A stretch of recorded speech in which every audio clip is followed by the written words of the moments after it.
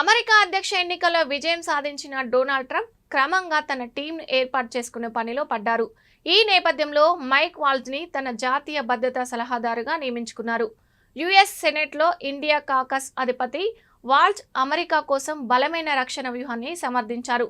దేశ భద్రతను మరింత పటిష్టం చేస్తామన్న ట్రంప్ వాగ్దానాలకు ఆయన బలమైన మద్దతుదారు. మైక్ వాల్జ్ రష్యా ఉక్రెయిన్ యుద్ధంలో మధ్య ప్రవచనంలో దీర్ఘకాలిక యుద్ధంలో ముఖ్యమైన పాత్ర పోషించగలడు. 2023లో అమెరికా పర్యటన సందర్భంగా క్యాపిటల్ హిల్లో ప్రధాని నరేంద్ర మోదీ చారిత్రాత్మక ప్రసంగం ఏర్పాటు చేయడంలో మైక్ వాల్జ్ కీలక పాత్ర పోషించారు. సెనెట్లోని ఇండియా కాకస్లో మొత్తం 40 మంది సభ్యులున్నారు. దీనిని 2004లో అప్పటి New York senator Hillary Clinton, senator John Cornyn ఏర్పాటు చేశారు. సెనెట్లోని ఇదే అతిపెద్ద సభ. ఆఫ్ఘనిస్తాన్ నుండి అమెరికా దళారులను విడిచిపెట్టడానికి అధ్యక్షుడు జో బైడెన్ ప్రభుత్వం తీసుకున్న నిర్ణయాన్ని వాల్జ్ తీవ్రంగా విమర్శించారు. అతని నియామకం చైనా పట్ల అమెరికా వైఖరిలో పెద్ద మార్పుకు దారితీయవచ్చు. 50 ఏళ్ల Mike retired army national guard అధికారి. ఆయన ఫ్లోరిడా నుంచి 3 సార్లు పార్లమెంటుకు ప్రాతినిధ్యం వహించారు.